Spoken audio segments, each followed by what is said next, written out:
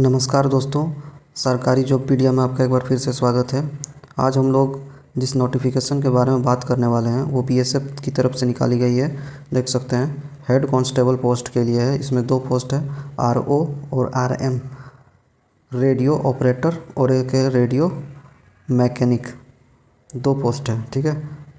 इसमें कुल पद दिए गए हैं 1121 और इसमें 12वीं के स्टूडेंट अप्लाई कर पाएंगे, प्लस आईटीआई जिन्होंने किया है 10 प्लस आईटीआई वो भी अप्लाई कर पाएंगे।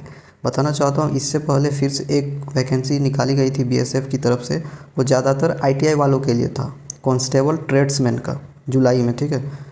इसमें अच्छी बात यह है कि ये 12वीं वाले अप्लाई कर पाएंगे। साथ ही साथ हम लोग देखने वाले पीएसटी के बारे में, पीईटी के बारे में, एज क्या होने वाली है, फ़ी क्या रहेगा, लास्ट डेट कब तक है इस फॉर्म का, ठीक है। तो चलिए नोटिफिकेशन को ओपन कर लेते हैं और देखते हैं इस वीडियो में आगे और क्या क्या दिया गया है, ठीक है। तो ये रही दोस्तों नोटिफिकेशन।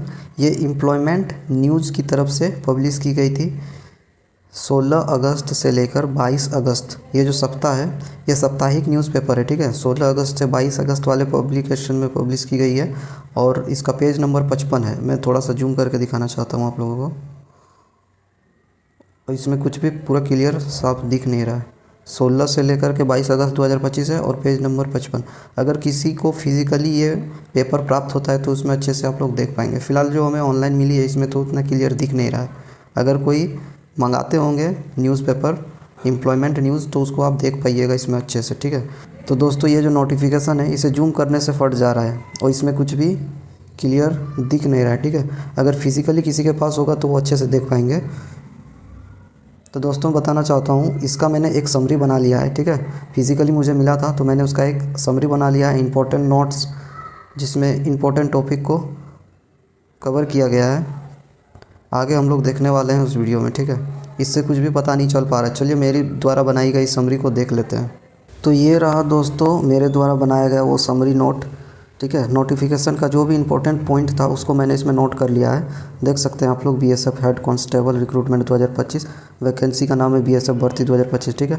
ऑर्गेनाइजेशन है इसका बॉर्डर सिक्योरिटी फोर्स बीएसएफ और पोस्ट का नाम है इसमें head constable. RO RM, RO से होता है रेडियो ऑपरेटर और आरएम से होता है रेडियो मैकेनिक। इसमें दो कैटेगरी के पोस्ट दिए गए हैं, ठीक है।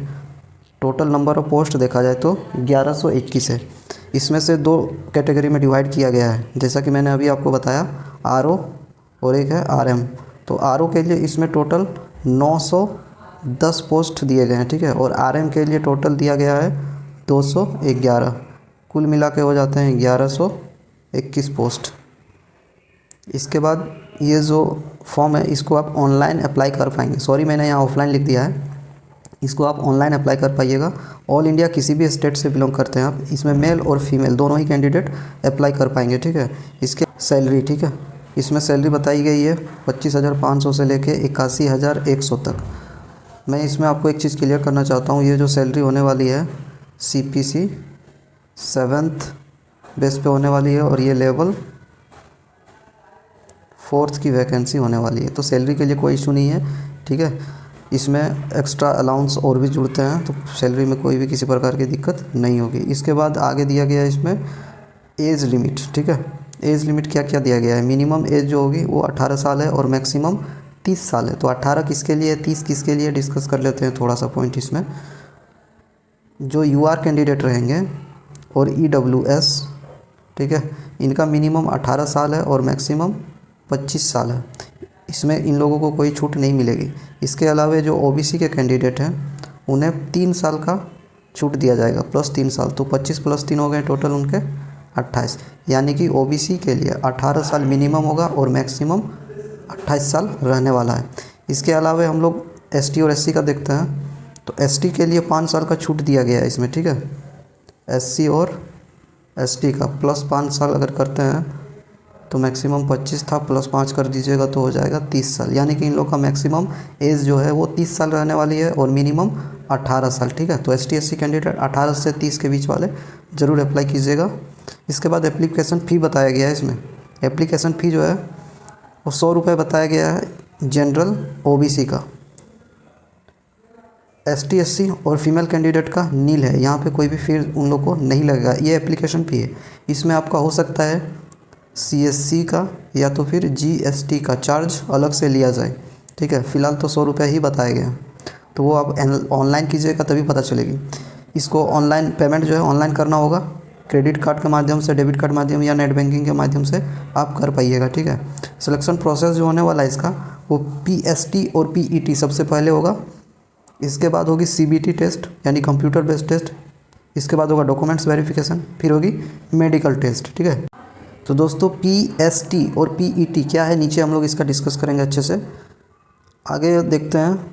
ये मेरा चैनल का नाम है सरकारी जॉबपीडिया। अगर आप अभी तक सब्सक्राइब नहीं किए हैं तो प्लीज़ इसको सब्सक्राइब कर लीजिएगा। वीडियो अगर अच्छी लग रही है तो लाइक भी कर दीजिएगा, शेयर कर दीजिएगा दोस्तों को। ठीक है, इसमें फिजिकल स्टैंडर्ड देखते हैं। सबसे पहले हम लोग मेल का देख लेते हैं। मेल का इसमें जो हाइट बताया गया है, मेल के लिए हाइट है वो 168 सेंटीमीटर है। ठीक है, ये UR और EWS का रहेगा। ST SC का इधर नीचे दिया गया 162.5 सेंटीमीटर। वेट जो रहेगा एज़ पर मेडिकल स्टैंडर्ड। चेस्ट जो बताया गया है इसमें अदर के लिए है 80 सेंटीमीटर और एक्सपेंड करने के बाद 85 होना चाहिए, यानी कि 5 सेंटीमीटर आप लोगों को एक्सपेंड करना होगा। ST SC का बताया गया है 76 सेंटीमीटर और इन लोग का एक्सपेंड करने के बाद 81 होना चाहिए। ठीक है, इसके बाद नीचे फीमेल का देखते हैं। फीमेल के लिए बताया गया है 157 सेंटीमीटर हाइट, ये है अदर के लिए, और ST SC का 154 सेंटीमीटर बताया गया है। वेट एज़ पर मेडिकल स्टैंडर्ड होने वाला है। चेस्ट इसमें NA है, मतलब चेस्ट के लिए कोई इन लोग का रिक्वायर्ड नहीं है। इस तो दोस्तों अब हम लोग PST के बाद देखने वाले हैं PET यानी फिज़िकल इफ़िशियंसी टेस्ट। इसमें क्या कुछ मांगा गया है, मेल और फीमेल दोनों का अलग अलग बताया गया है। सबसे पहले होगी रनिंग। रनिंग आपका जो होगा लड़कों के लिए वो 1600 मीटर का होगा, 6.5 मिनट में कंप्लीट करना है। ठीक है, 6 मिनट 30 सेकंड। और लड़कियों के लिए है 800 मीटर, 4 मिनट में कंप्लीट करनी है इसे। दूसरा है आपका लॉन्ग जंप, 11 फीट क्लियर करना है आपको 3 चांस में। लड़कियों के लिए 9 फीट क्लियर करना है 3 चांस में। ठीक है, हाई जंप भी इसमें मांगा गया है, 3.5 फीट लड़कों के लिए है, इसे भी 3 चांस दिया जाएगा क्लियर करने के लिए। और लड़कियों के लिए भी 3 फीट है, इसमें 3 चांस दिया जाएगा इसको क्लियर करने के लिए। ठीक है, इसके अलावा एजुकेशन क्वालिफ़िकेशन देख लेते हैं थोड़ा सा। एजुकेशन क्वालिफ़िकेशन थोड़ा क्लियर करना होगा। यहाँ पे लिखा हुआ है 10th, ठीक है, ITI और 12th है। तो पहले 12th का देखते हैं। 10th के बाद अगर आपने 12th की है तो आपका फिजिक्स, केमिस्ट्री और मैथ ये तीनों सब्जेक्ट नेसेसरी है, होना चाहिए। इसके अलावा इन तीनों का जो मार्क्स है वो 60% से कम नहीं होना चाहिए। ठीक है, तभी जाके आप अप्लाई कर पाएंगे। इसके बाद जो ITI किए हैं तो 10th के बाद ITI, इसमें ट्रेड मांगी गई है, स्पेसिफिक ट्रेड है, जैसे कि रेडियो एंड टेलीविज़न। ठीक है, दूसरा एक आता है इलेक्ट्रॉनिक्स, इलेक्ट्रॉनिक्स वाले भी इसमें अप्लाई कर पाएंगे। और एक ट्रेड होता है कोपा। ठीक है, तो कोपा वाले भी अप्लाई कर पाएंगे। इसके बाद नीचे दिया गया है इम्पोर्टेंट डॉक्यूमेंट। तो इम्पोर्टेंट डॉक्यूमेंट्स में क्या क्या लगेगा, पासपोर्ट साइज़ का फ़ोटो है, सिग्नेचर, आधार कार्ड, एजुकेशन सर्टिफिकेट, जो भी आप ITI हो या तो 10+2 किए हैं तो उसका सर्टिफिकेट चाहिए। कास्ट सर्टिफिकेट के बारे में बताना चाहूँगा, ये सेंट्रल लेवल का होना चाहिए सारा सर्टिफिकेट, जो भी हो, ST का या तो फिर SC का या OBC का या EWS, सभी के सभी सेंट्रल लेवल के होने चाहिए, वरना आपका फॉर्म रिजेक्ट किया जा सकता है या तो फिर डॉक्यूमेंट्स वेरिफिकेशन के समय दिक्कत होगी। एक पॉइंट है एज प्रूफ, तो एज प्रूफ तो आपका मैट्रिक के सर्टिफिकेट से मिल जाएगा, इसके लिए कोई दिक्कत नहीं है। ठीक है, नीचे और क्या दिया गया है, इंपॉर्टेंट डेट। इंपॉर्टेंट डेट मैं आपको बता देना चाहता हूँ, स्टार्टिंग डेट इसका 24 अगस्त। ठीक है, अभी बहुत टाइम है। इसके बाद लास्ट डेट इसका 23 सितंबर दिया गया है। ठीक है, तो ये नोटिफिकेशन काफ़ी पहले आउट कर दी गई है। क्यों आउट की गई है मैं आपको बताना चाहूँगा। इसका जो प्रोसेस है डिले नहीं किया जाता है इसमें।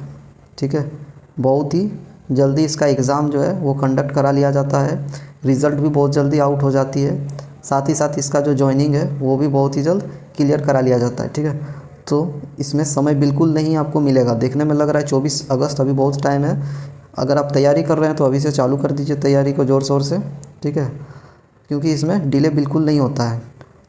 और इसका जो ऑफिशियल नोटिफिकेशन है आप फिर से देखना चाहते हैं तो BSF.gov.in पे आप देख पाएंगे।